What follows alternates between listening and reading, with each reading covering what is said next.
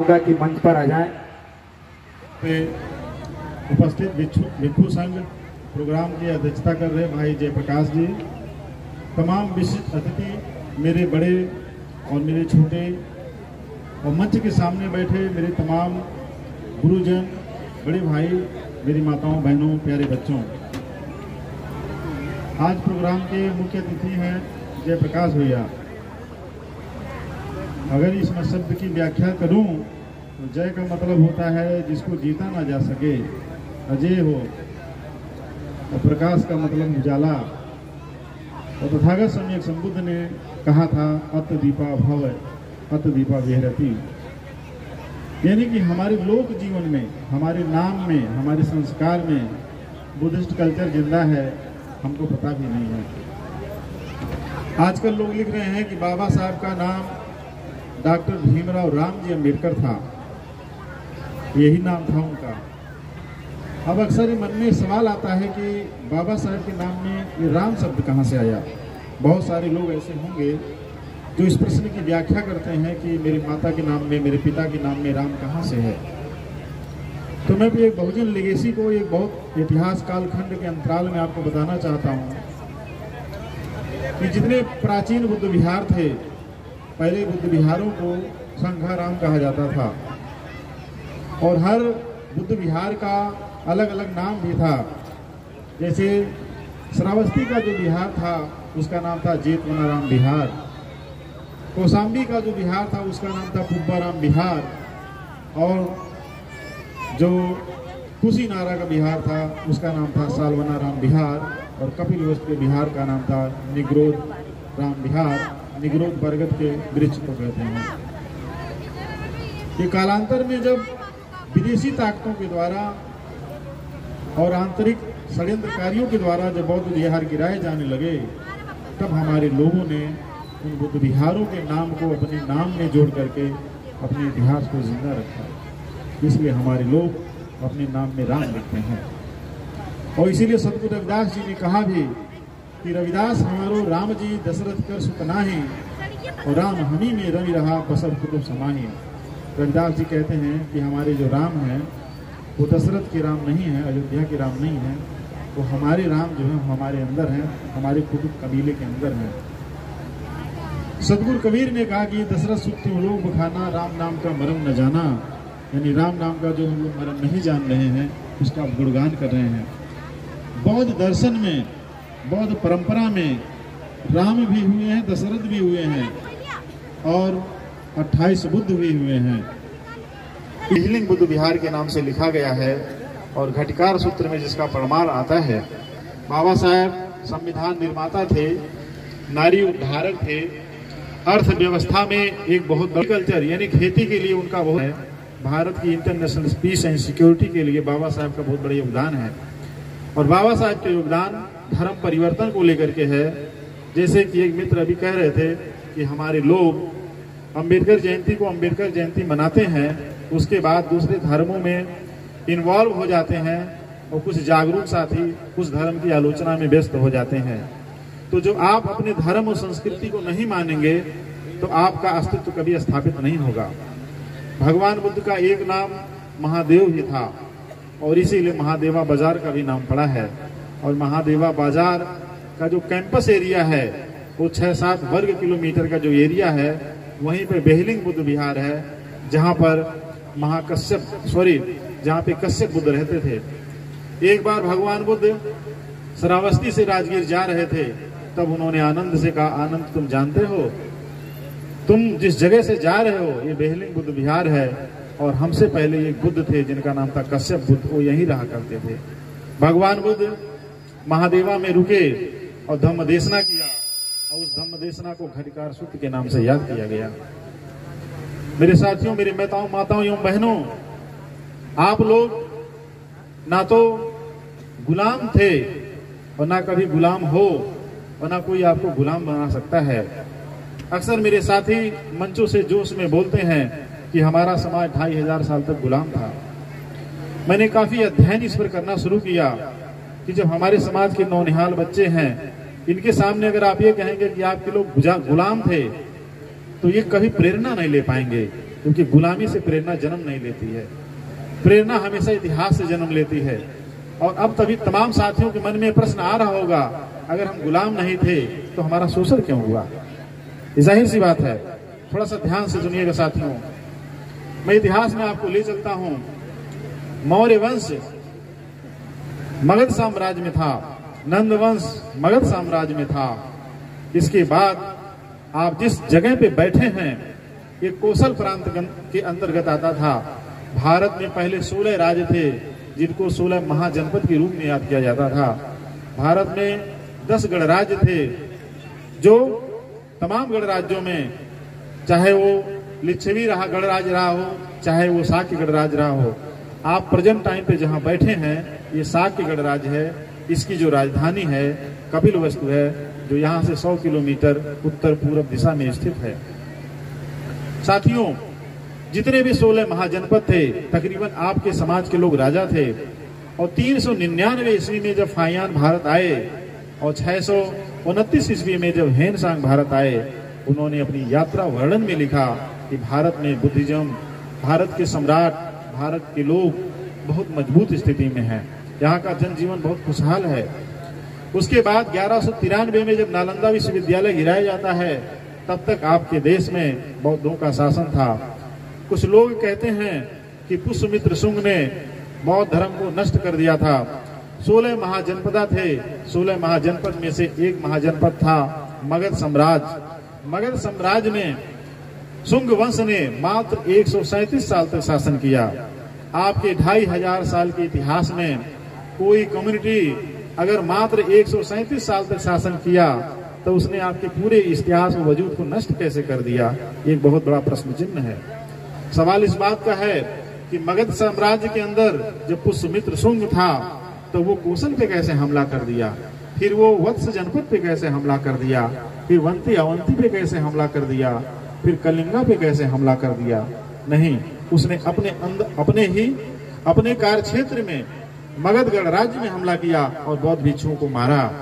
नालंदा विश्वविद्यालय उस समय नहीं बना था, लेकिन जहां का पुष्यमित्र शुंग रहने वाला था उसी मगध बाउंड्री के बगल में, राजगीर के जस्ट बगल में, मगध की राजधानी राजगीर थी और राजगीर के जस्ट बगल में 14वीं शताब्दी में नालंदा विश्वविद्यालय बना और उसकी थोड़ी दूर पर भागलपुर के इलाके में जो है विक्रमशिला बना और फिर आप अफगानिस्तान के एरिया में तक्षशिला, विक्रमशिला, वल्लभी तमाम विश्वविद्यालय बने। और भारत में बौद्धों को, जिसका आप लोग बार बार आलोचना करते हैं, वह लोग बौद्धों को कभी नहीं हरा सके और बौद्ध ही शासन में थे। भारत में जब मुगल आक्रमणकारी आए, टर्किश आक्रमणकारी आए, तो टर्किश आक्रमणकारियों ने बुद्धिज्म को भारत से ध्वस्त किया और बाबा साहब क्रांति एवं प्रतिक्रांति, जिसको उन्होंने इंग्लिश में लिखा था decline and fall of Buddhism, उसके चैप्टर में रेवोल्यूशन एंड काउंटर रेवोल्यूशन, जिसके chapter decline and fall of Buddhism में बाबा साहब लिखते हैं कि भारत से Buddhism disappeared from India due to the heavy sword of Islam. बुद्धिज्म couldn't revive due to the persecutions of Buddhist monk। यानी बौद्ध भिक्षुओं के हमले के बाद, बौद्ध भिक्षुओं के परजिक्यूशन मानी नरसंहार के बाद बुद्धिज्म रिवाइव नहीं कर सका भारत में, क्योंकि बौद्ध यूनिवर्सिटी गिरा दिए गए। ये बाबा साहब doctor B.R. Ambedkar revolution and counter revolution यानी क्रांति और प्रतिक्रांति के decline and fall of Buddhism में लिखते हैं। साथियों, मैंने काफी अध्ययन करना शुरू किया, तब एक चीज को पाया कि भारत में आपके जो तथाकथित आज के विरोधी, जिसको आप कह रहे हैं कि इतिहास में कभी आपको जीत ही नहीं सके, आपके इनके बीच में द्वंद्व जारी रहा। टर्किश आक्रमण के बाद भारत में मुगल सल्तनत स्थापित हो जाती है, बाबर का हमला भारत में हो जाता है और बाबर के हमले के बाद औरंगजेब बहादुर शाह जफर के बाद भारत के अंदर अंग्रेजी ईस्ट इंडिया कंपनी स्थापित लगभग हो जाती है और ईस्ट इंडिया कंपनी के स्थापित होने के बाद 1947 तक भारत अंग्रेजों के अधीन रहता है। तो जब भारत मुगलों के अधीन था, अंग्रेजों के अधीन था और जिसकी आप बार बार आलोचना करते हैं उसके अधीन कभी रहा ही नहीं, तो आप उनके गुलाम कैसे हो गए? और जब 1193 तक नालंदा विश्वविद्यालय आपके यहाँ था, जिसको हेनसांग ने, फाहियान ने भारत में तमाम बुद्धिस्ट प्लेसेस को घूम घूम करके देखा था, तो फिर यह अफवाह कौन फैला दिया कि आप 2500 साल तक गुलाम थे? गुलाम अब कहेंगे आपके साथ शोषण होता है। बाबा साहब डॉक्टर अम्बेडकर स्वयं लिखते हैं, और मेरा मानना बिल्कुल यही है कि जो बौद्ध थे, जिनके पास शासन सत्ता व्यवस्था थी, वो लोग सत्ता से टकराए, और जब सत्ता से टकराए तो जो जीता उसने हारी हुई सेना के साथ वही बदसलूकी किया जो हारी हुई सेना के साथ जीती हुई सेना करती है। आप हारी हुई सेना हैं लेकिन आप सेना हैं, आप हारे हुए योद्धा हैं लेकिन योद्धा हैं, आप गुलाम नहीं हैं। इसलिए सदगुरु रविदास मध्यकाल में आए और एक साइड से उन्होंने कहा कि हिंदू और मुस्लिम दोनों मिल करके हमारा दमन कर रहे हैं। इसलिए सदगुरु रविदास जी ने बहुत क्लियर कट स्टैंड के साथ कहा कि कह रविदास खलास चमारा, जो हम शहरी सो मीत हमारा। और इसीलिए सदगुरु रविदास जी ने भगवान बुद्ध के बचपन का नाम लेकर के अपने उन्हीं सूक्त वाक्यों को पिरोते हुए फिर से जयघोष किया और कहा कि रविदास निज हथ ही राखों राबी यार, और सुकृत ही मम धर्म है तारे गो भव पार। फिर कबीर साहब आ जाते हैं, कहते हैं हमार साहेब बेगमपुर के रवैया, मैं था माँ की गोद में जानू क्या मार्ग होए, मार्ग पूछो रविदास से जिन कर रीले ढोए। तो पूरे इतिहास के कालखंड में बाबा साहब डॉक्टर सदगुरु रविदास, कबीर के बाद फूले पैदा होते हैं बाबा साहब डॉक्टर B.R. अम्बेडकर, मानवर कांसीराम साहब आ जाते हैं, और हम सब उनकी लेगेसी का हिस्सा हैं। तो अगर गुलाम हम लोग हो गए होते या गुलामी को एक्सेप्ट कर लिए होते तो टेम्परामेंट नष्ट हो गया होता, आप कभी भी भारत का संविधान नहीं लिख सकते। तो ये बहुत बड़ा द्वंद्व है भारतीय इतिहास को लेकर के, जो समाज में इस चीज का प्रचार किया गया।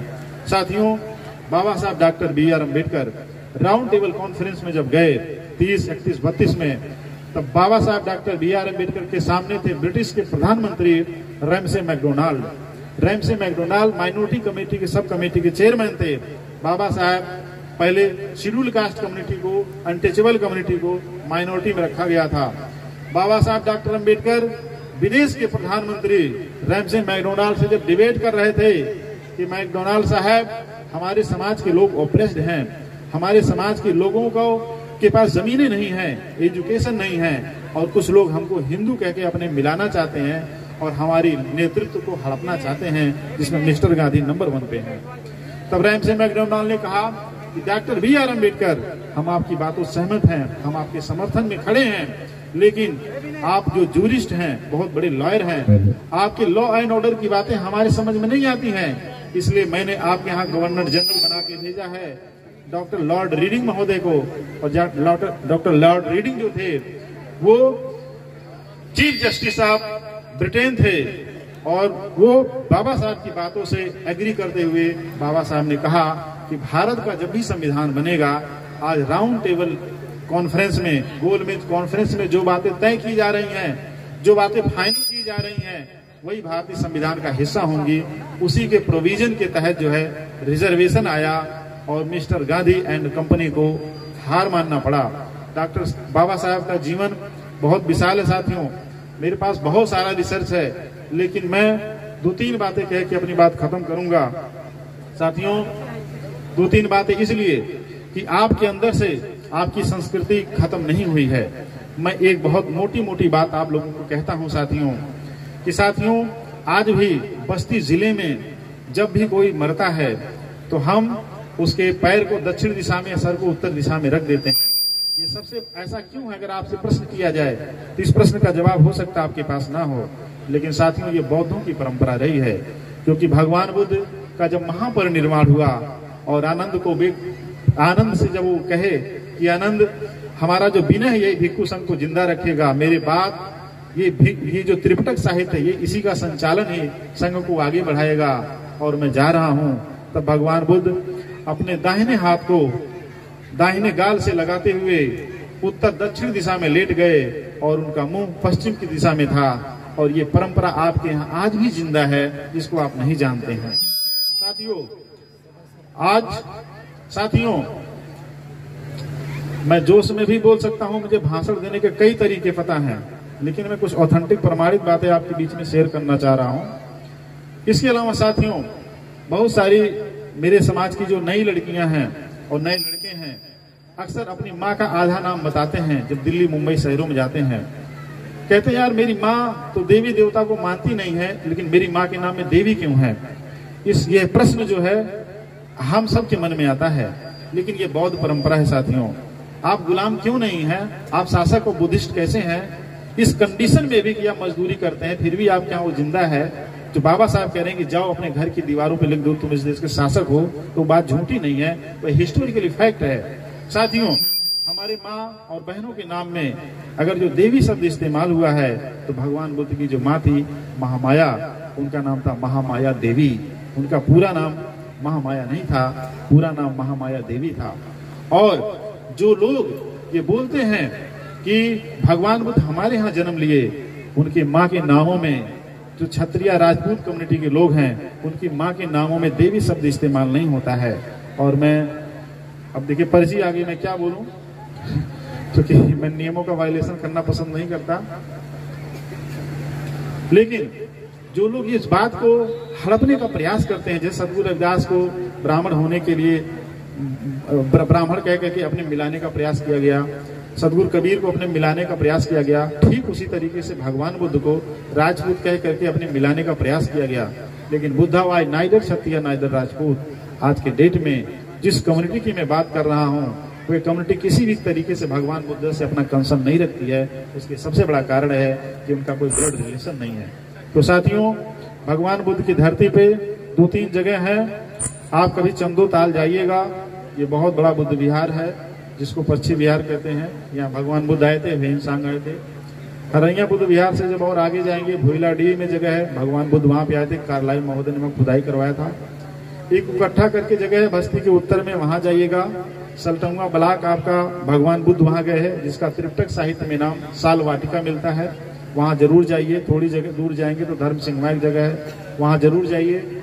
और जब आप थोड़ा सोनू पार के थोड़ा सा आगे बढ़ेंगे 10 कोलवा पेट्रोल के दक्षिण साइड में मात्र 1 किलोमीटर की दूरी पर शेतव्या है, जिसका प्रमाण जो है परायण वर्ग में मिलता है, सुत्त निपात में, वहां जरूर जाइए। भगवान बुद्ध वहां पे गए थे, आपके बस्ती जिले में ही है। तो बहुत सारे बौद्ध स्थल हैं और बाबा साहब का जीवन बहुत विशाल है, कभी हम आराम से बात करेंगे क्योंकि मंच और प्रोग्राम का नेचर दूसरा हो गया है। नमो बुद्धाय, जय Bhim, thank you very much.